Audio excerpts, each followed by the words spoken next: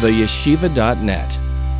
Today's class is dedicated in the merit of a young boy, Eliezer, ben Sara Miriam, for a complete and speedy recovery, a refuah shlema and a refuah krova, dedicated by his loving grandparents. May Eliezer ben Sara Miriam return home soon with a full refuah and arichas yamim, many long, happy, healthy, prosperous years, to be able to enjoy a life with the greatest health physically and spiritually, and a source of nachas and blessing and inspiration to his parents, his grandparents, himself, Hashem, and all of the Jewish people in the whole world. Amen. We're going to explore today, Be'ezer Hashem, a extraordinary story which is not in the portion of the week. It's not in the parsha of the week, but it's in the haftorah, in the haftorah of Parshas Shlach. Everybody knows, or everybody should know, or many of us remember the story of the 12 spies. The 12 men, the miserably, that were dispatched by Moses, by Moshe, from the desert to go and survey the land of Israel. And the purpose of their journey was to prepare the Jewish people for the subsequent conquest and settlement of the land. The mission ended in disaster. The 12 scouts came back, and they managed to inculcate fear and dread in the hearts of most of the Jewish people, who were now demoralized and discouraged from entering into the land. The spies came back and literally terrified the people, explaining to them that there was no way they're going to be able to conquer the land. There's no way they're going to be able to settle it. There are mighty giants. There are fortified cities. There are powerful armies and empires. There is absolutely no natural possibility for the Jewish people to continue their journey and fulfill their destiny of making this their homeland. Indeed, those spies, 10 of them, 10 out of 12, were punished, and the entire generation ultimately remained in the desert. That's where they died. Only 39 years later, in the year 1276, before the Common Era, did the children and grandchildren of that original generation cross the Jordan River, enter into the border of Eretz Yisrael, and settle the Promised Land. But what many people don't know is that there is a sequel to the story. The sequel to the story is recorded not in the Torah, but it's recorded in the second chapter of Sefer Yehoshua, the second chapter of the book of Joshua, and it's read as the haftorah, as the maftir.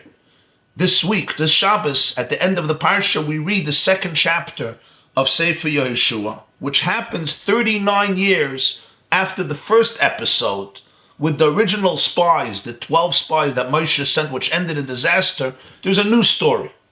And you could see it on your source sheets, the first verse of Joshua chapter 2. Yehoshua, Perek Beis, Pasuk Aleph, I'll read. Vayishlach Yehoshua benun min hashitim shnayim arnoshim meraglim cheresh lemer. L'chu ru'u es ha'aretz ve'es yirichai vayelchu vayavoyu beis isha zayno shma racha vayishkevu shama. Yehoshua, Joshua the son of Nun, sends from a location called Shittim, he sends 2 men as spies.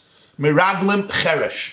Spies, Cheresh. We will discuss the word Cheresh in a moment. And he tells them, go survey the land. Specifically, I want you to go to the city of Jericho, Yericha.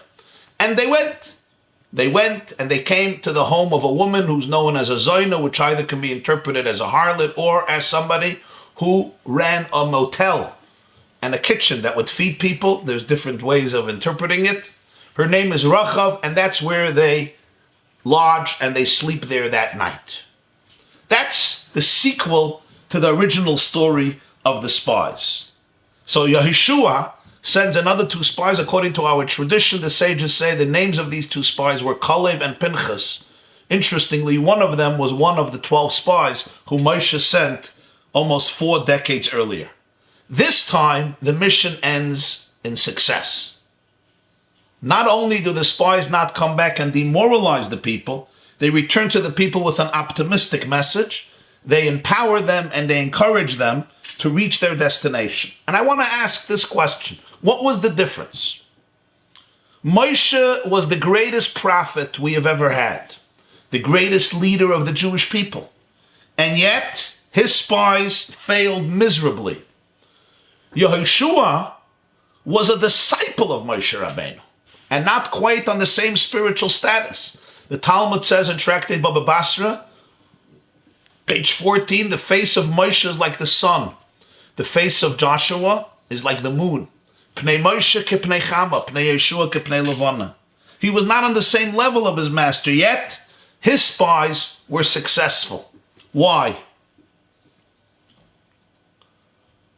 And in order to answer this question, I'm going to show you how it's all contained in one word. That word that I skipped over, cheresh. Go back to that verse in the source sheets. Yeshua sent 2 men, granted, miraglim, spies, cheresh. What does cheresh mean? What does the word cheresh mean? This word is not used by the spies that Moshe sent. Moshe also sent spies, but doesn't use the word cheresh. Here there's a word cheresh. The word generally has 2 meanings. Cheresh is somebody who's deaf and mute. Throughout the Mishnah and the Talmud, you will often have an expression, cheresh, shaita, the cotton. What is a cheresh? Cheresh is somebody who's deaf and mute. Cheresh also has another interpretation. Earthenware. Pottery, vessels that are made of earth, are called clay cheres, or clay cheresh. This is pottery. You take earth, mud, you mix it with water, and you put in some straw, you mold it, and then you bake it under the sun or in a furnace. This is called earthenware pottery. The Hebrew term for it is clay cheresh, or clay cheres, sometimes with a samach, ches resh samach. So that's usually what cheresh means, deaf, mute, or earthenware pottery. Yet, both translations don't seem to make sense here, because to send deaf spies would be futile. You're sending spies who can't hear anything. What's the point? You're wasting your time and you're endangering their lives for no reason. And to send them with earthenware vessels also seems strange. Why meraglim cheresh? Why spies who carry earthenware vessels? I mean, what's the point? What does the Tanakh mean with this expression? Shnayim anoshim meraglim cheresh. What does it mean? There's a third interpretation. The Mitzudos Tzion, Mitzudos David, the Ralbag say cheresh in the Tanakh also means thoughts. Al tachrosh ra reyacha in Proverbs. Don't think negatively. Don't scheme negative thoughts on your friend. And they explain that Yehoshua was telling the Meraglim, cheresh, I want you to figure out the thoughts of the people living in the land, their mind processes, what's going on in their mind. Cheresh, I want you to focus on their thoughts. I don't need you to go and scrutinize the entire land and visit the whole land. Actually, they were there for one night. But I want you to figure out the zeitgeist, the energy of what is going on in their mind. Another very interesting interpretation. Cheresh, I want you to see their thoughts. There's yet another interpretation in Cheresh. In the Megillah, in the book of Esther, we have Kiim hacharesh tacharish, silence. I want you to be silent. He sends clandestine spies, but that seems superfluous. When you say meraglim cheresh, secretive or silent or clandestine spies, it's superfluous. Once you tell me that you're sending spies, obviously it's a secretive mission. You don't announce to your enemy, by the way, I send spies, their name is Mr. Schwartz and Mr. Cohen, make sure to find them. Obviously, if you're sending spies, the definition of a spy is that he or she is undertaking a clandestine mission. They have to be silent about it. So why the need for the Pasuk, for the Tanakh to emphasize here, he sent 2 spies silently, meaning he didn't advertise it in the whole world. There were no Google ads running and saying, by the way, Yehoshua sent 2 spies. He sent 2 spies silently. But even if you want to say it, it's so interesting that by Moshe's spies, this word is not used. There's a medrash on the book of Ruth. Ruth is, of course, one of the books of the Tanakh, of the Hebrew Bible, the story of Ruth, which we read on Shavuos.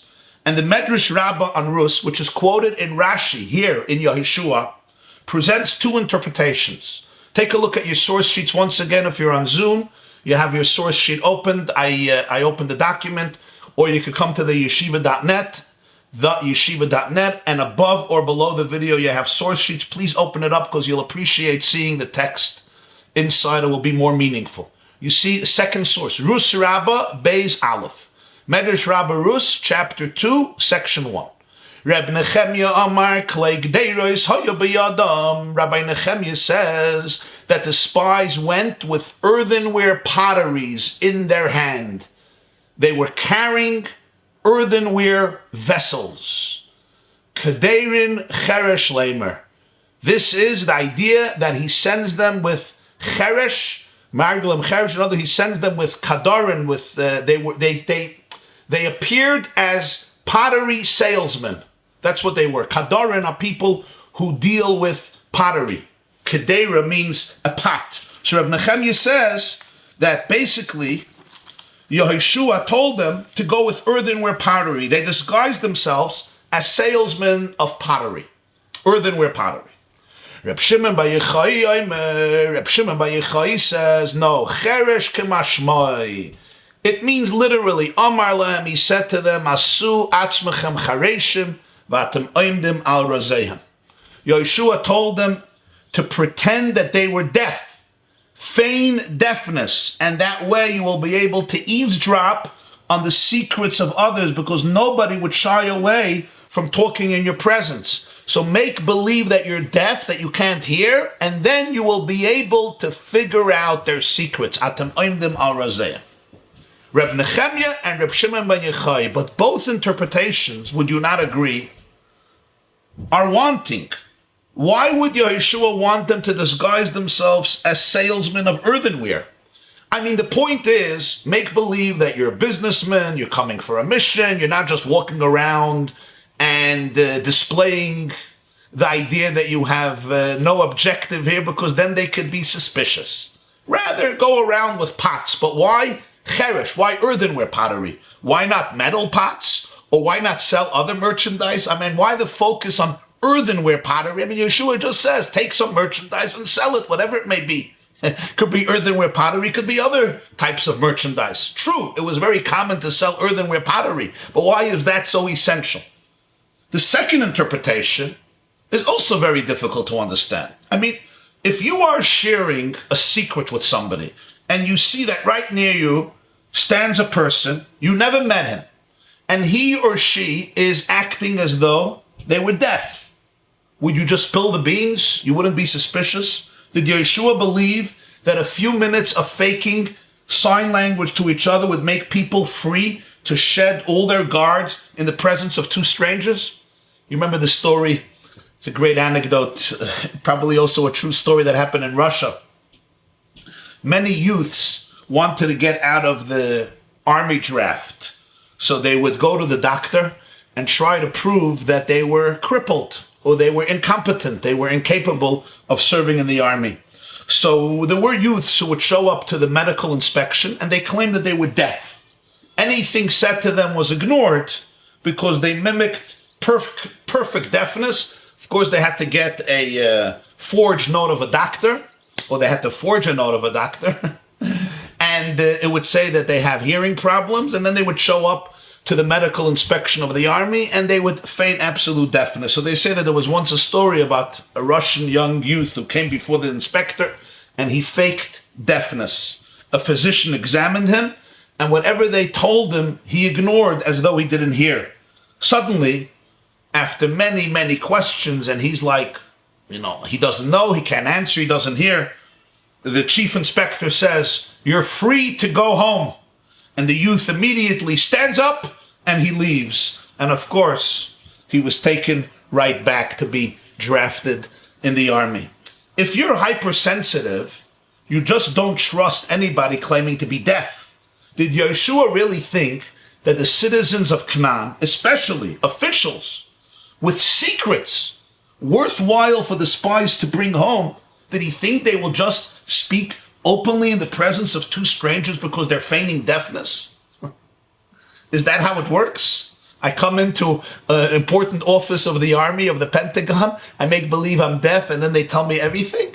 I mean, it doesn't work that way. What is the meaning of this medrash?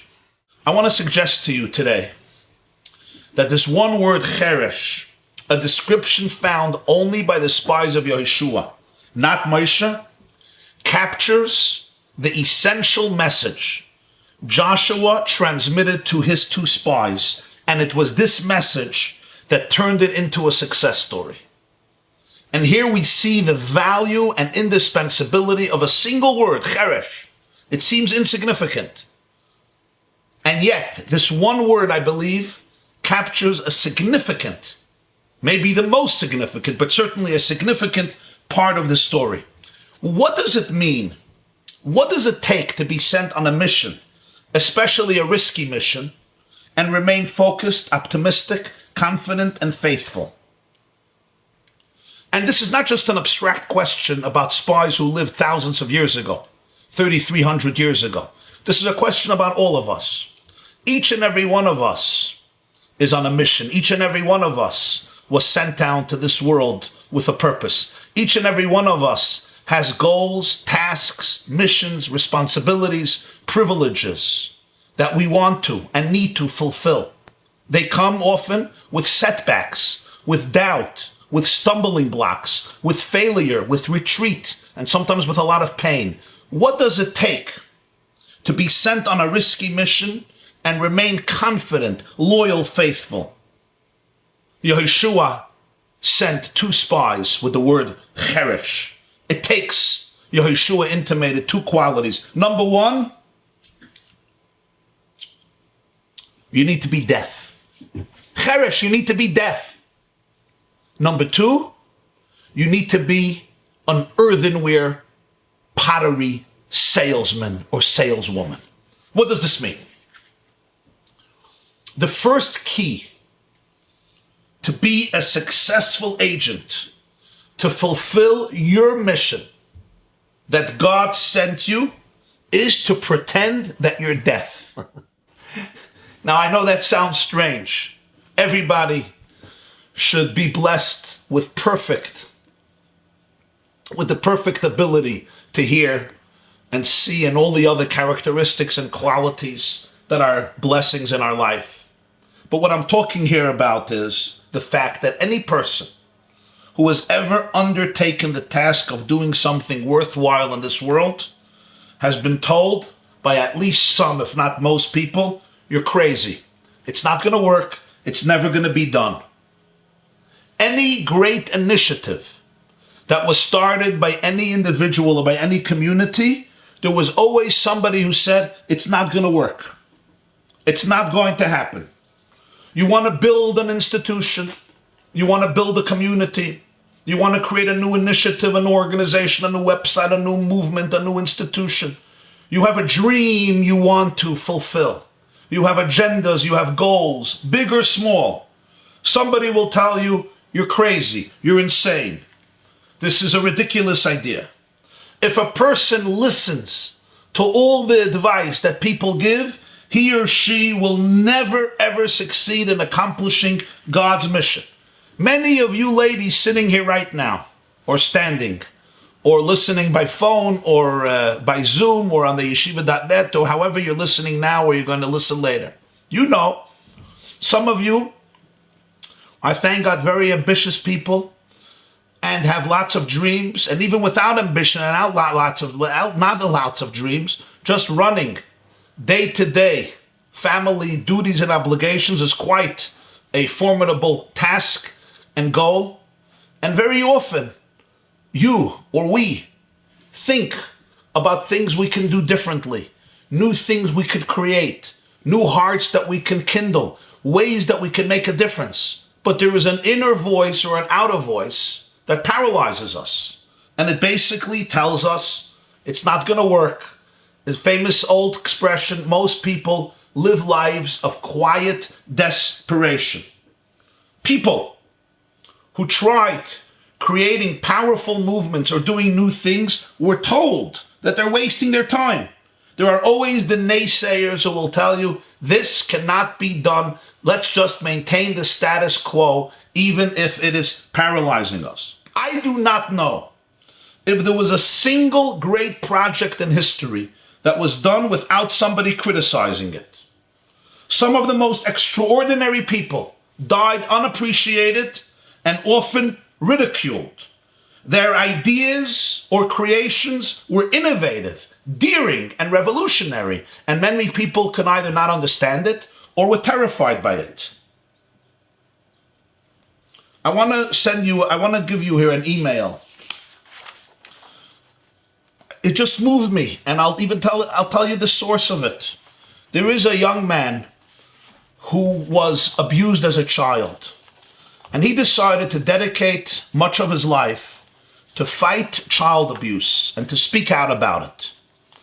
He was ridiculed, he was threatened, he was terrorized, he was mocked, he was slandered, because I don't have to tell you that the painful issue of child abuse and child molestation has been buried under the rug for many decades. And it was something you don't talk about. And this person, friend of mine, stood up and started to do things. And he's a sensitive soul, and it was very, very difficult for him. It was extremely difficult for him. But he persevered, and he has had success. There's still a long way to go, but relatively speaking, he's had success. I get an email that somebody sent him. Somebody sent him this email. He writes as follows: I think that you are a tzaddik for your work, for your struggles, for your mission. So what if you're not appreciated fully? You want to be popular or you want to do the right thing?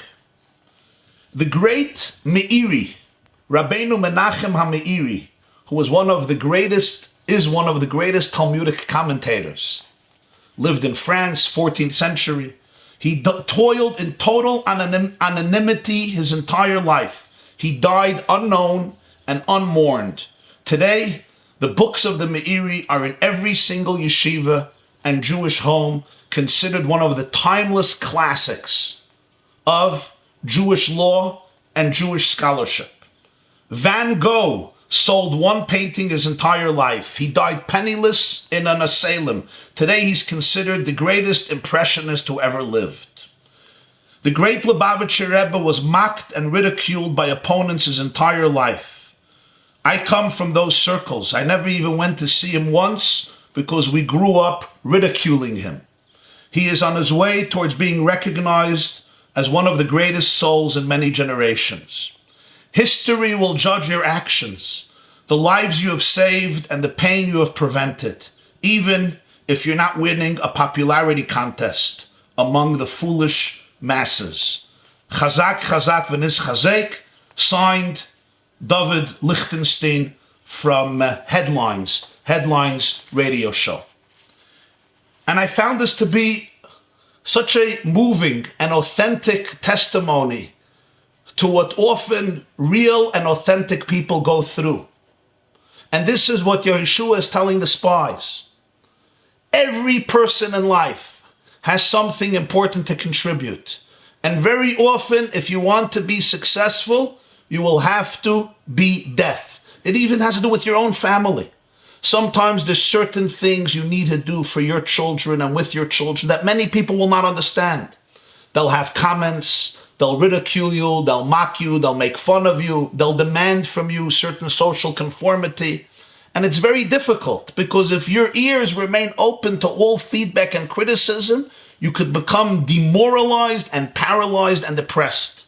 Sometimes you have to be able to feign deafness. You have to know what not to listen to when you know that you're doing the right thing. Does it mean not to listen to anybody? No. You do have to have a Yeshua in your life.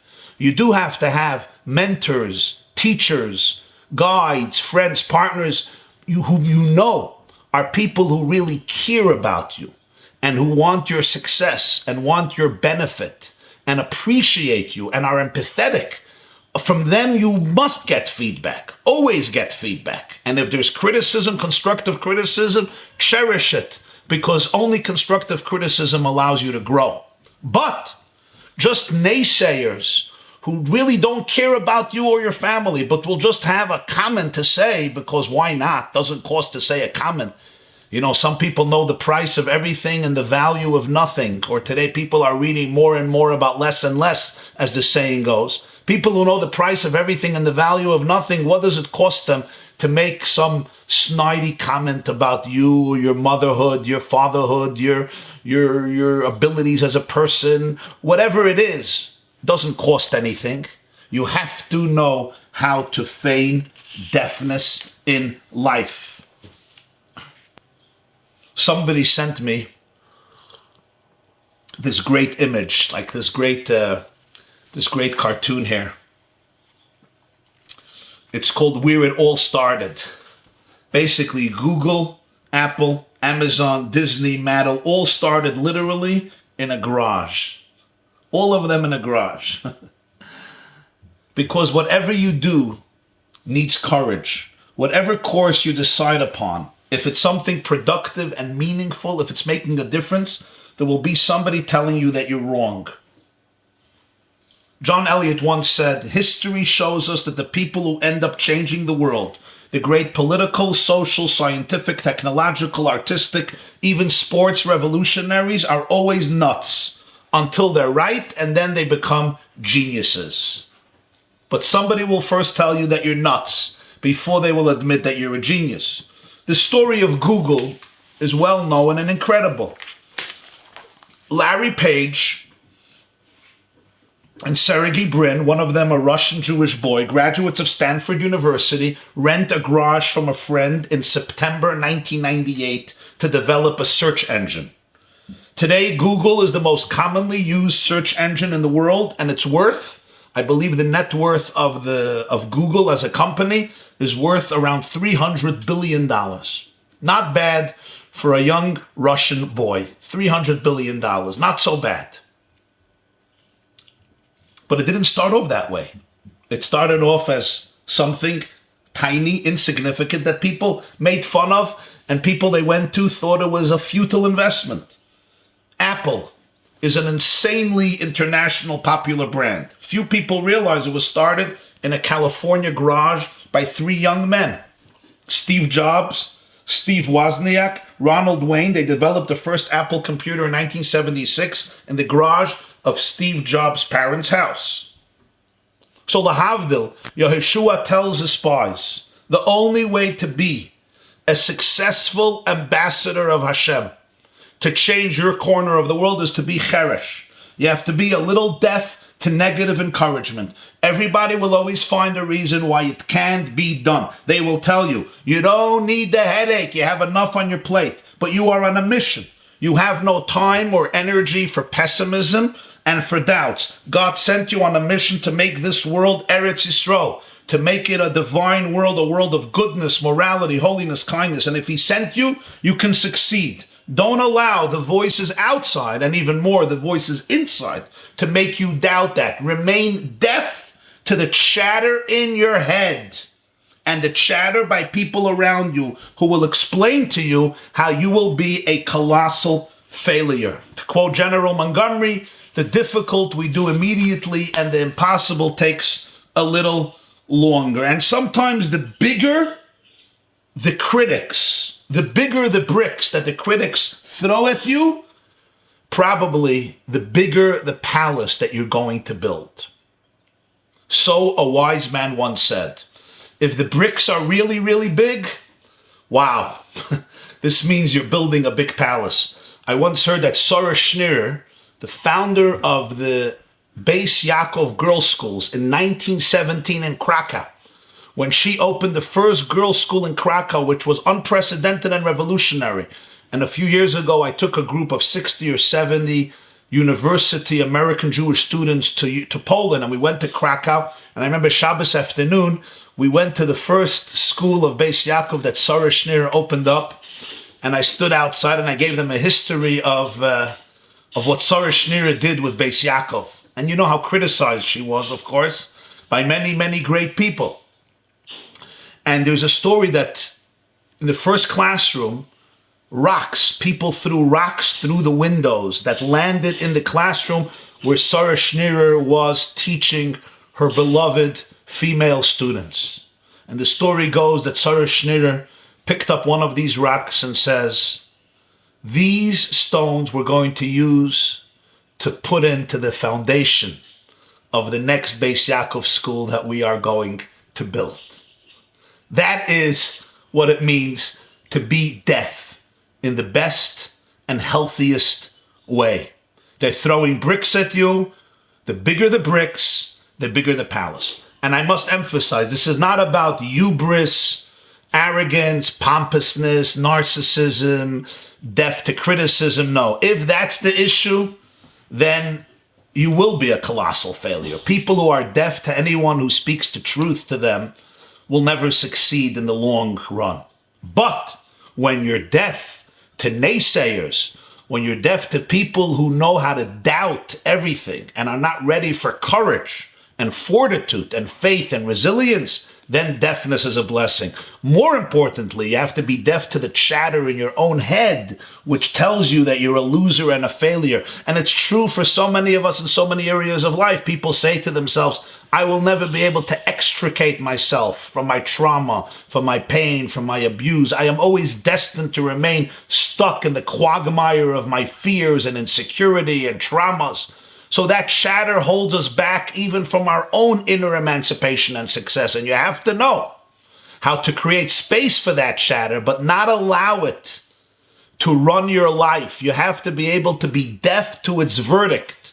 Don't be deaf to what it's teaching you about yourself, but be deaf to its conclusions, because its conclusions are, why don't you just sit on the couch and remain there till the end of your life, and don't utter another peep because you have nothing to say and you are an essential loser. If that is what its conclusion is, you have to be able to be deaf to it. I'm going to ask the people to mute themselves. Can you mute yourself on Zoom? Because there is background noise. It'll be much easier if you can mute yourself. And this is true in each and every one of our lives. If you can take that criticism and instead of being paralyzed by it, what you do is you turn that into even an impetus for strength, because it makes you realize how important the mission is. Then, as Sara Miriam said, these rocks will become part of the future foundations of new Beis Yaakov. Now we're going to go one step further. And here I share with you a teaching of Rabbi Yitzchak of Berditchev. Rabbi Yitzchak of Berditchev was one of the greatest Hasidic masters of his generation. He passed away in the year 1799 after Sukkot, Tovkuf Ayin, I believe. He was, of course, the rabbi and the spiritual leader of Berditchev, which is a city in the Ukraine. And there's a compilation of many of his teachings in a book called Kedushas Levi. And here is, open up your source sheet, source number 3, Kedushas Levi Parshas Shlach. Listen to his words. Rabbi Yitzchak of Berditchev speaks. Ki kishat tzadik ba b'makayim az ma'orer oisei harishima asher kvar haya b'makam ahu. V'kan shahaya beretz Yisrael harishima min hameraglim harishayim ratzo Yehoshua shaloi la'orer harishima mehem. V'zeu cheresh sheyasu atzmam chareshim shaloi l'shmoya harishima min hameraglim rishayim. Wow. We have to understand what the Berditchev is teaching us here. The Berditchev says, when a person comes to a place, they leave an impact. Their energy impacts that place. Every person has energy. My thoughts, my words, my actions, my radiance, my moods, my dispositions, my characteristics. There is an energy that I exude.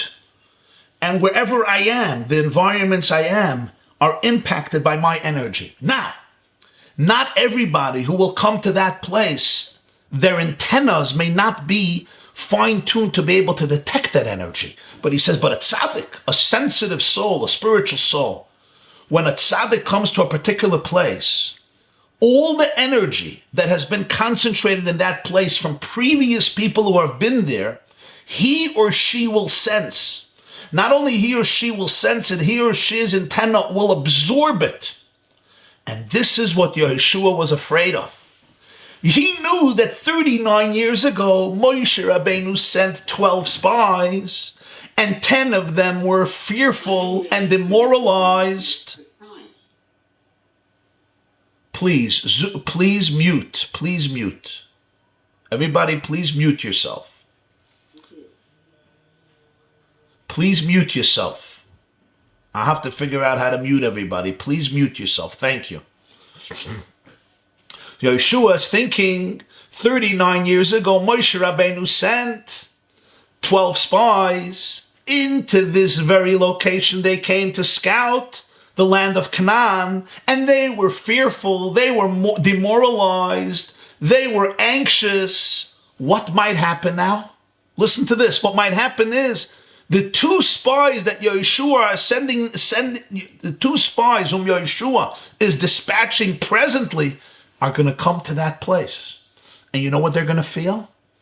They're going to feel all the energy, all the negativity, all the toxicity, all the fear, all the insecurity, all the dread and terror that those 10 spies felt and projected into their space when they visited this place 39 years ago. And you know what's going to happen? What's going to happen is the second spies could be completely infected and transformed negatively by that toxicity. And not only that, they won't even know it's coming from them. They will think it's coming from themselves. So Yeshua said, you will have to be deaf. Deaf to what? Not deaf in the physical sense of not hearing what people say. You will have to be deaf. Not to take in and absorb the toxic residue of the energy exuded by the original spies who projected their terrible fear into this place. If you will not be deaf to that energy and you will absorb their energy, ultimately you will become failures, because in life you have to learn how to own your own energy. This Rabbi Jacobson wrote hundreds of years ago. I told you he passed away 18 Tovkuf Ayin is, what did I say when he passed away? I'm sorry. I have to correct myself. He passed away Tovkuf Ayin. Tovkuf Ayin would be 1809. I said 1799. I correct myself. 1809. So this is a man who lived in the late 1700s, mid-late 1700s, and early 1800s. What is he teaching us here? If you are a sensitive and a spiritual soul, when you go somewhere, you will pick up and absorb the energy of the place and of the people who are present there.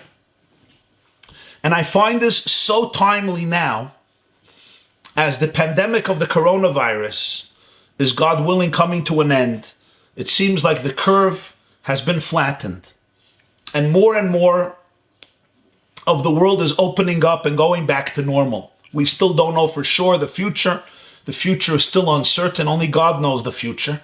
But it seems like that many institutions, many synagogues, schools, camps are slowly opening up. Now, during these months of quarantine, we were all quarantined for many months. Quarantine posed many challenges. Of course, in addition to the terrible, terrible health crisis and all of the devastating deaths and illnesses that so many loved ones and so many friends and family members suffered and are still suffering. In addition to all of that, which is quite obvious, but something happened during quarantine. You know what happened? And many of you will understand this very, very well, I think. And that is, you got to learn about your own energy and to own it. Because before quarantine, everybody was mingling so heavily that it was so difficult for many people to distinguish between their energy and other people's energy.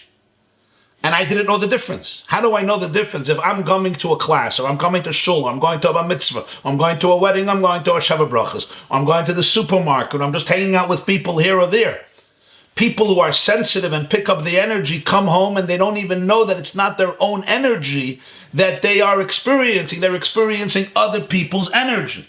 And when you are a sensitive and spiritual soul, the more sensitive and spiritual, the more you will pick up the energy. The Kedushas Levi, Rabbi Jacobson says that a tzaddik comes to a place, he triggers and experiences and arouses every piece of energy that may be dormant and latent for many, many years, for many decades, and he will experience it.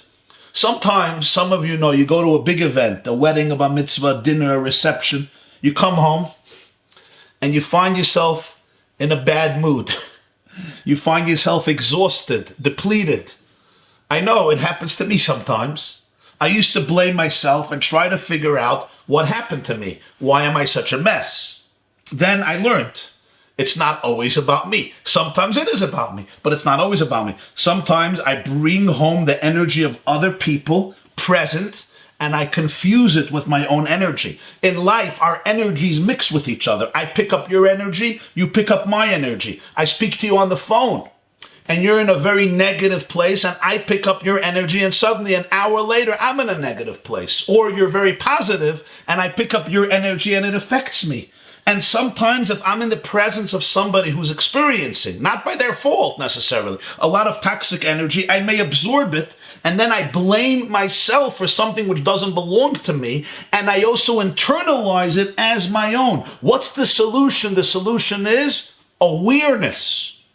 Awareness means knowing this is my energy, this is not my energy, and I have to differentiate between who I am and who I think I became. I cannot fall prey to the negativity and toxicity which just attached myself to it. On the contrary, my job is to be able to emancipate myself from it, and then ultimately I can help the other person as well.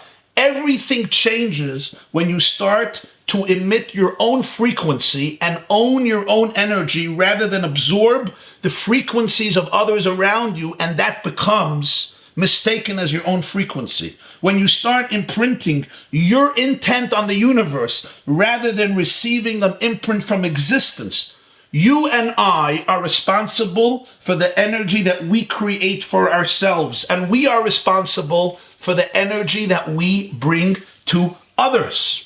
Yehoshua knew that these spies are about to enter the land of Canaan. They're going to walk in the footsteps of the original spies. And the sensitive souls they are going to pick up all the energy of the original spies, and it may come to define them. Suddenly, they're thinking the thoughts of the original spies. They're feeling the feelings of the original spies, and they think it's their own. And it's an incredible insight. You start thinking thoughts, you think it's yours. It's not yours, it's somebody else's. You start feeling emotions, you get into moods, you think it's yours, it's not yours. You're picking it up from other people. It's not even yours. By the way, sometimes this is so powerful, it's even true for the future. I want you to know something. There was a city in Poland. There is a city in Poland called Oświęcim. Oświęcim is the name of the city. Before the war, it was a very special Jewish city. Some people even say the Jews, I once read a book, the Jews used to call it Ushpizin, Oświęcim Ushpizin. You know why? Because of the hospitality in that city. Guests who would come would always find a warm home. Of course, it came to be better known as Auschwitz. And the story is that the holy Rebbe Elimelech of Lezhensk, the Noam Elimelech, and his brother Reb Zusha of Annapolis traveled Poland, including this city. Reb Zusha went into Auschwitz, and he said he cannot stay there overnight because he's feeling a horrible, horrible energy here. And Reb Zusha left Auschwitz. He would not stay there for the night. Reb Zusha, Reb Elimelech lived in the 1700s. They were students of the Maggid of Mezrich. They passed away in the later 1700s. One of them in the 1780s, and the other one a few decades later. And as a result of this, they were living a long time before the Second World War. But sometimes a sensitive soul can even pick up future energy. Can you imagine? That's how deep it is. But certainly here, You're going in the footsteps of the old spies. You're going to pick up their energy. So Yeshua said to them, you have to be deaf to the energy of the spies who were once here. And they plotted the slander against the Holy Land, and they contaminated this place. Don't allow their energy to mingle with yours. Don't allow it to go into your system and make you meshuggah. And if it does go into your system, you have to be able to be deaf to it, not allow it to control your life. Somebody once sent me a great line. I'm going to read it to you. To be nobody but yourself in a world which is doing its best night and day to make you everybody else means to fight the hardest battle which any human being can fight and never stop fighting. So sometimes you go to a family event, you go to another event, and people's energy gets stuck. Don't allow that to happen. Know what to expect and hold on to your own energy. That is your duty, and that is the best way you can help others. And now, when quarantine is slowly coming to an end and people are mingling once again, the best thing you can do for yourself and your children and your loved ones and other people is to own your energy and to remember that you are an ambassador. You're a miragil, you're a shliach, you're an ambassador of Hashem, a divine ambassador of love, light, hope, awareness, depth, truth, authenticity, wisdom, healing, and redemption. That's the energy I want to identify with. That's the energy I want to exude. That's the energy you and I want to bring into the world. Finally, Yehoshua told the spies they need one more quality. They have to be deaf, and we explain what that means, but they also have to become salesmen of earthenware pottery. Remember the first opinion of Reb Nechemia and the second source in Med, Reb Nechemia Amar Klei Gdeiris Oya B'Yadam Kaderin Cheresh Lema. You have to be salesmen of earthenware pottery. What does this mean?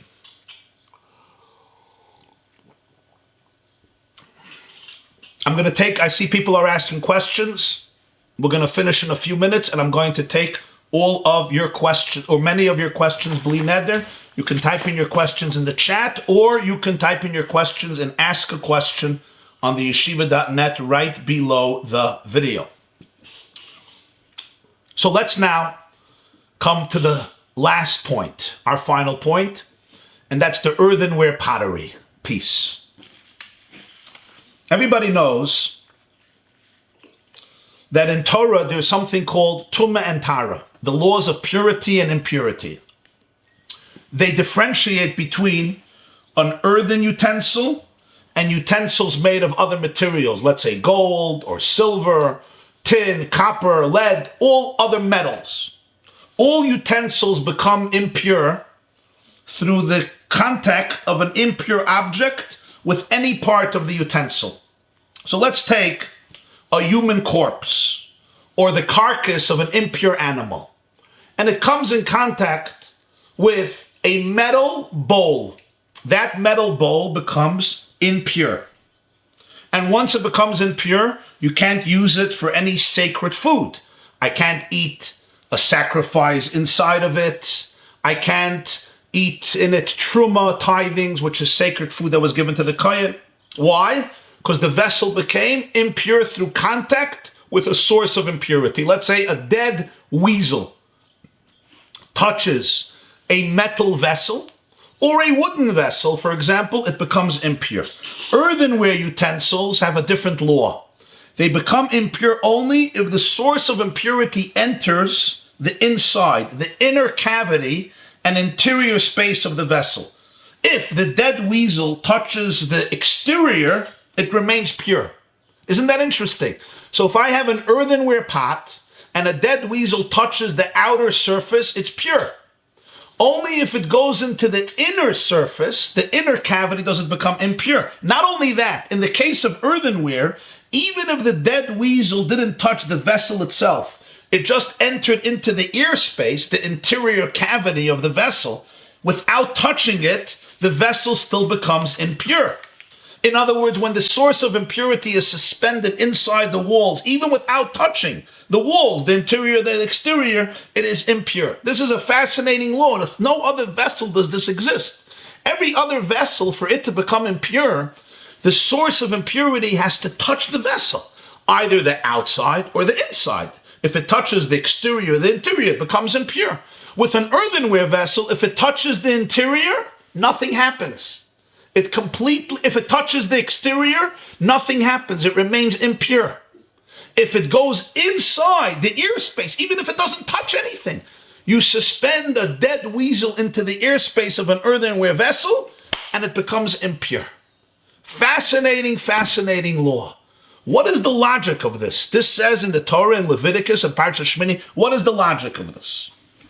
The logic of this was explained by the Kotzker Rebbe very beautifully, and also other sources. And the logic is as follows. All impurity depends on the value of the vessel which is becoming impure. For example, you'll forgive me, vessels that are made out of dung, they used to make vessels out of dung, are not susceptible to impurity. You know why? Because they're more or less worthless. The more valuable and significant a vessel is, the more it's susceptible to spiritual impurity. And there's a reason for this, because impurity, tumah, is always attracted to something which has great potential for holiness. The greater the potential for holiness, the greater the potential for impurity. Bees are attracted to honey, and robbers don't go rob a schnorrer, a homeless beggar. They go to a bank, because they know that a bank robber, he's looking for the money, he's looking for the cash. Impurity is always commensurate with the potential value of something, of how great a potential it fulfills. Now, the value of a vessel that's made out of wood or metal, gold, silver, is in the very material of which it's made out of. Wood is valuable, metal is valuable, gold is valuable, silver is valuable. So therefore, contact with any part of it, including the outside surface, has an effect upon its ritual state because it's valuable. But what about an earthenware vessel? An earthenware vessel doesn't cost much. You know why? What is it made out of? It's made out of earth. You take earth and you mix it with water. It's mud. You take a little straw. So it's basically worthless. You bake it in the oven, and you have to have somebody who knows what they're doing in order to mold it, for those of you who have created and crafted earthenware pottery. But it really doesn't have much value, because you're taking mud, you're taking earth. It doesn't cost money. It's not gold or silver or even wood, lumber. So as a result of that, earthenware vessels, they don't really have any value. What is their sole value? Their sole value is as a container. So it's affected by what happens inside. With other vessels, what makes it valuable? The very material. So therefore, when impurity touches the very material of it, outside or inside, it becomes impure. But with earthenware vessels, the material itself is meaningless. It doesn't have any value. It's mud. What's the value? What constitutes the value of an earthenware vessel? That it's a vessel. Something something could be placed inside of it. That it could contain something. The value is not the vessel in and of itself. The value is the vessel as a container. I have a cavity. I have ear space. You could keep things inside of me. You could put wine inside of me. You could put other beverage inside of me. You could place food inside of me. You could place other materials inside of me. That is my value. My value is not the vessel, the material itself. The material itself is mud, earth. Go outside and get it. You don't have to pay money for mud. So what's the value? The value is that it could contain something inside of it. So which part of it could become impure? If you touch the outside, that's valueless. There's no impurity there. If you go into the space inside, that's the only way it can become impure. But other vessels, any contact, outside or inside, makes it impure. You understand? This is the logic, how the Torah commentators explain the difference of an earthenware vessel and every other vessel. In other words, earth on its own is valueless. Not that it's valueless, but it doesn't cost money. So touching the outside surface of earthenware doesn't affect its state of purity, because that does not constitute the value and the significance of the vessel. Its entire value is what?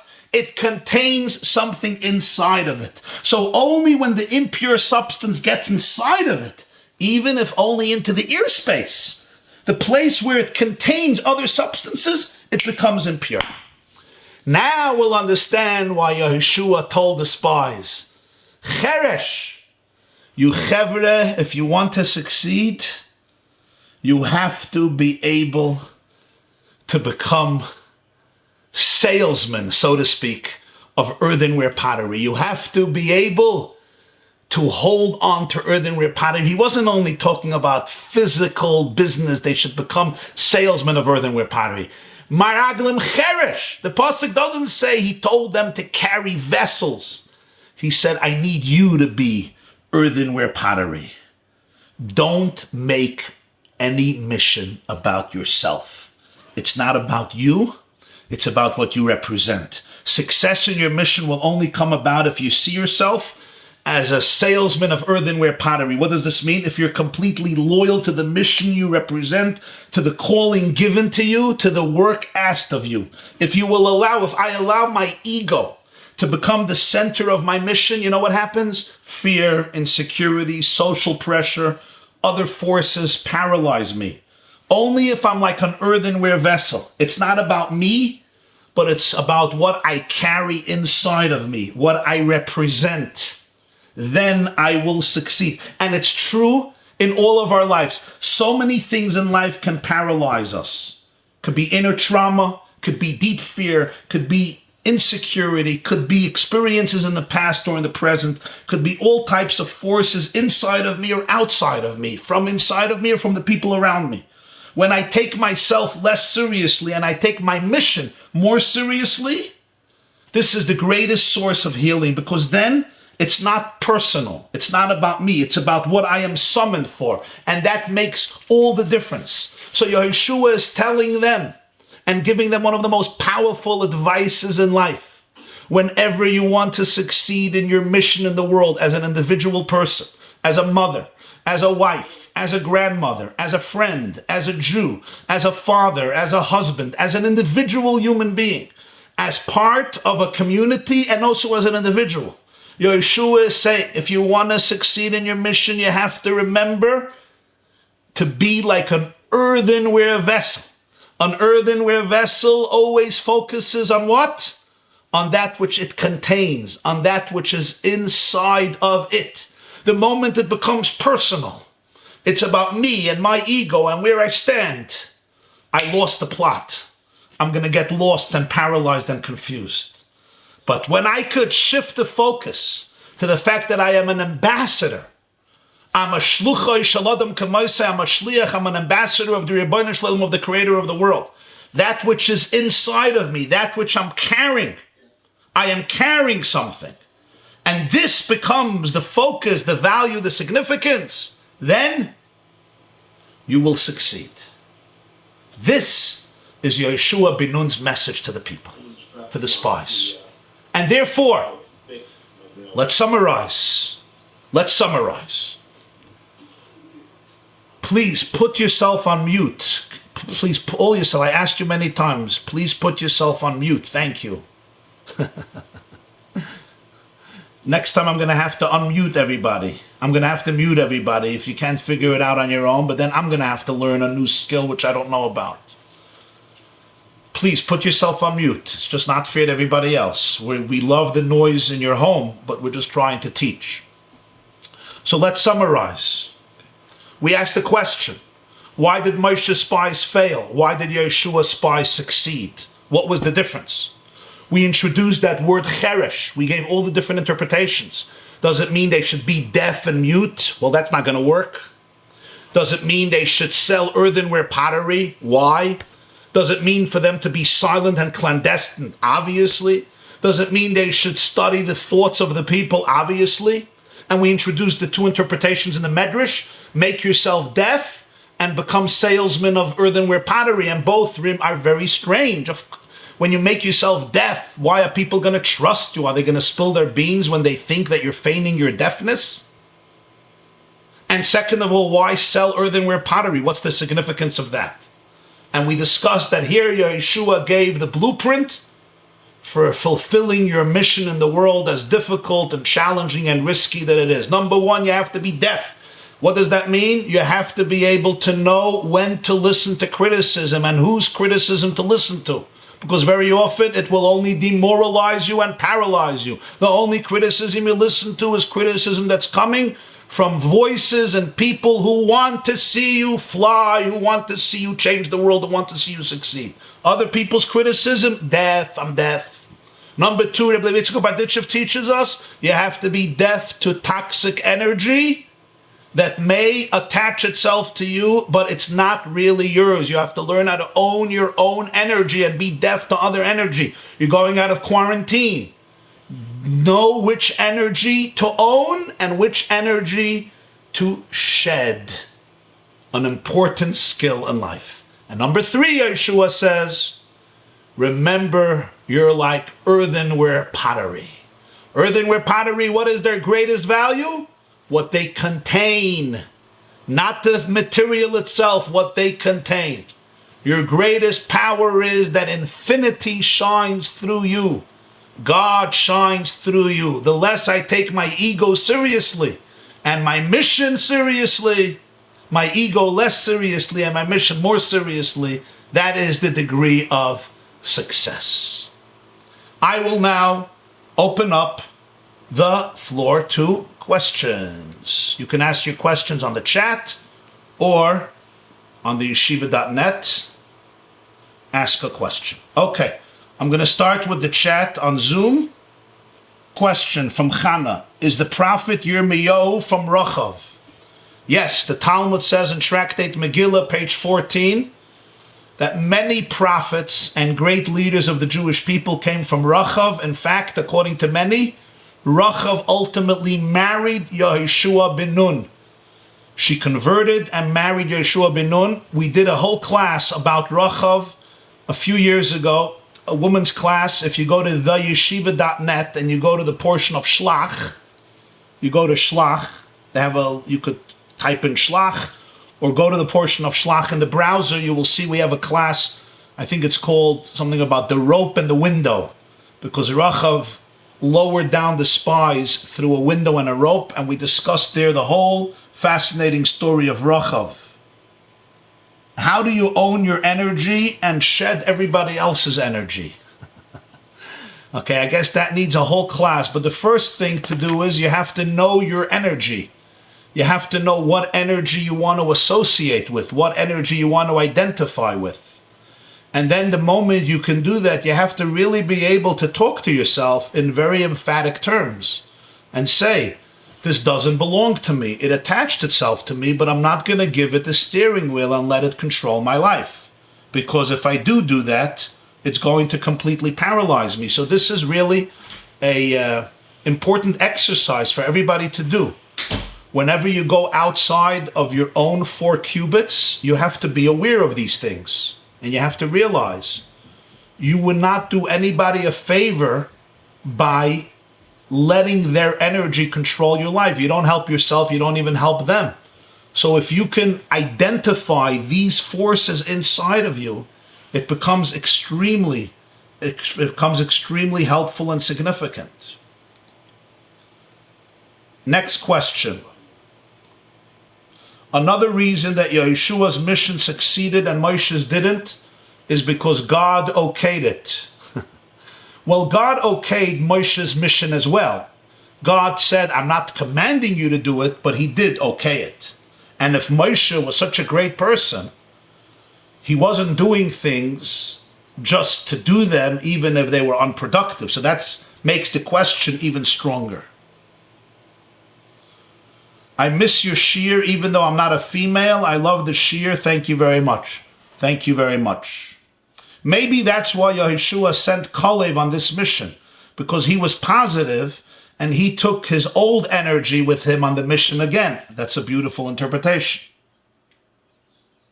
What is preparing the men for changing in the present and the near and the future?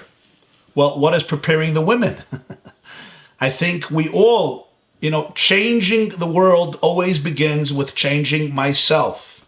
Let's not make the mistake of talk about changing the world and forget about changing ourselves.